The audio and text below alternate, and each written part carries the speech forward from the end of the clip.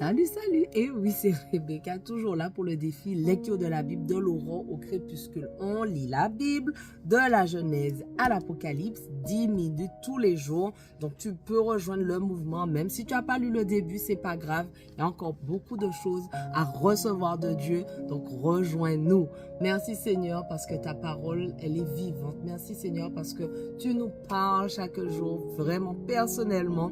Merci encore pour tous ceux qui sont avec moi, que tu puisses les garder, les bénir. Aide-nous à garder la motivation pour arriver jusqu'à Apocalypse et permets-nous de comprendre ce que nous allons lire aujourd'hui au nom de Jésus. Amen. Alors on continue. Néhémie 5. À cette époque, les hommes du peuple et leurs femmes se plaignirent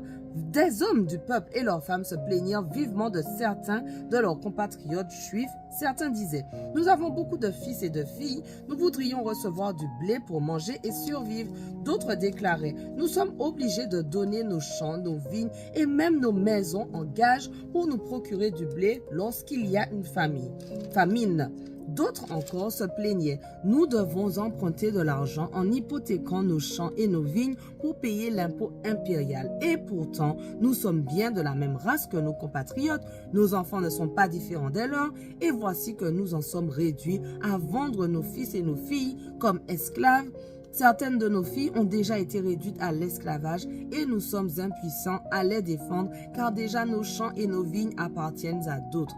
Lorsque j'entendis leurs plaintes et toutes ces réclamations, je fus saisi d'une violente colère et je pris la décision d'adresser de vifs reproches aux notables et aux chefs du peuple. Je leur dis, quand vous prêtez de l'argent à vos compatriotes, vous leur demandez des intérêts. Je convoquai une grande assemblée pour traiter leur cas. Je leur déclarai, dans la mesure de nos moyens, nous avons racheté nos compatriotes juifs vendus comme esclaves à des étrangers.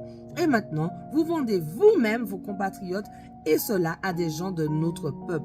Ils ne trouvaient rien à répondre et gardèrent le silence. J'ajoutai, ce que vous faites là n'est pas bien. Ne devriez-vous pas vivre comme des gens qui révèrent notre Dieu pour ne pas donner aux païens, nos ennemis, l'occasion de nous couvrir de honte? Moi aussi, mes proches et mes collaborateurs, nous leur avons prêté de l'argent et du blé.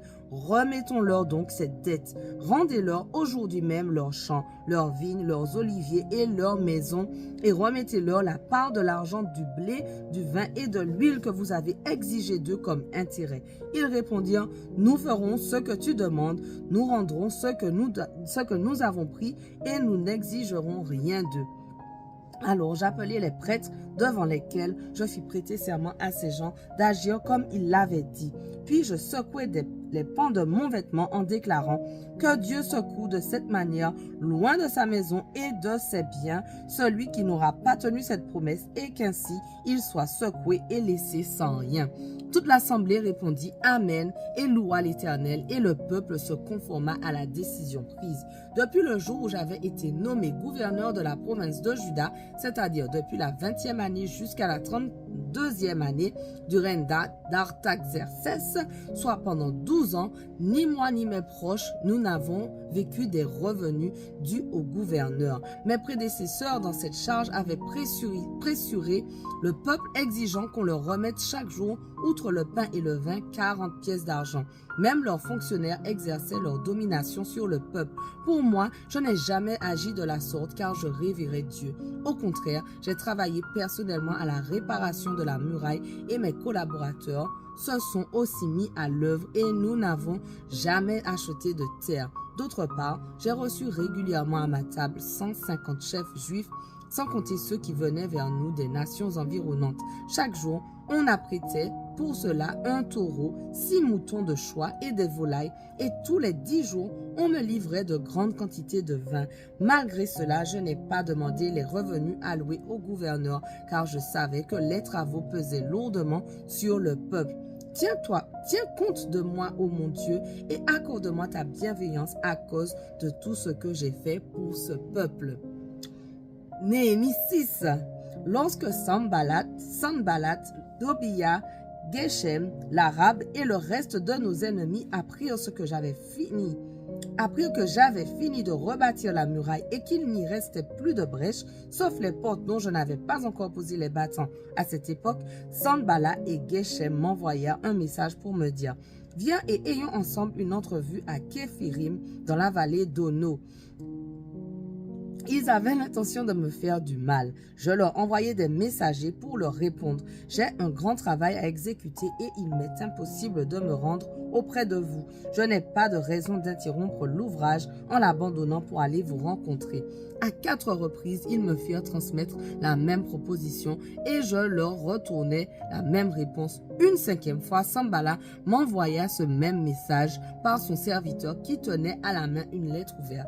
Il y avait écrit « Le bruit se répand parmi les nations environnantes que toi et les Juifs vous projetez une révolte. Geshem me l'a d'ailleurs confirmé, ce serait pour cela que tu reconstruis la muraille. On dit même que tu veux devenir leur roi et que tu as déjà désigné des prophètes chargés de proclamer à Jérusalem que tu es devenu roi de Juda.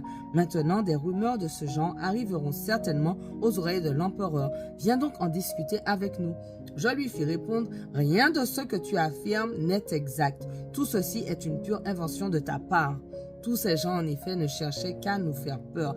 Ils espéraient que nous nous découragerions et que nous abandonnerions l'ouvrage. Maintenant, ô Dieu, fortifie-moi pour ma tâche.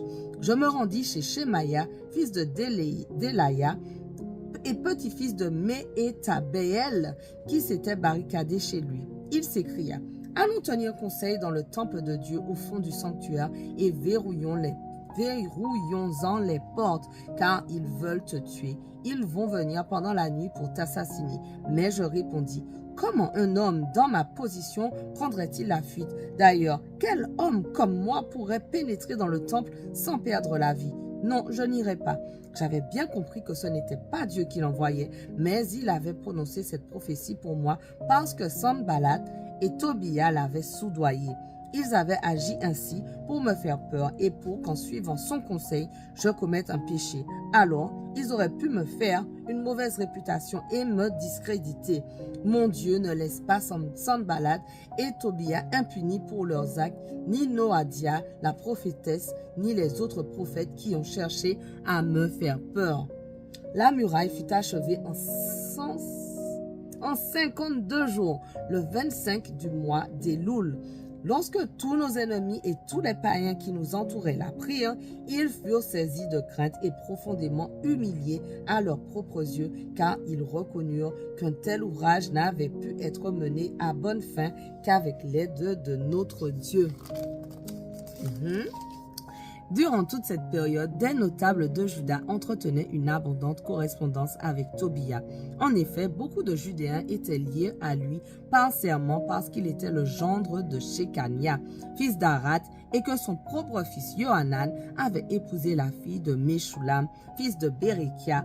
Ils avaient même l'audace de vanter ses mérites en ma présence et il lui rapportait mes paroles. C'était ce Tobia qui envoyait des lettres pour m'intimider. Néhémie 7.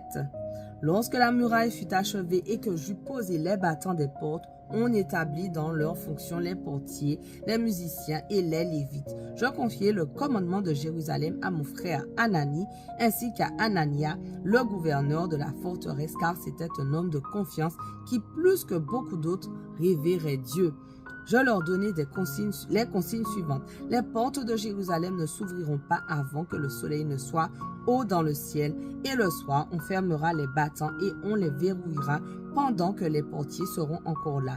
De plus, les habitants de Jérusalem établiront un tour de garde, les uns ayant leur poste et les autres surveillant les abords de leur maison. La ville était grande et très étendue, mais la population en était peu nombreuse. Les maisons n'avaient pas été rebâties. Mon Dieu me mit à cœur d'assembler les notables, les chefs et le reste du peuple pour en faire le recensement. Je découvris le registre généalogique de ceux qui étaient revenus de l'exil. Les premiers,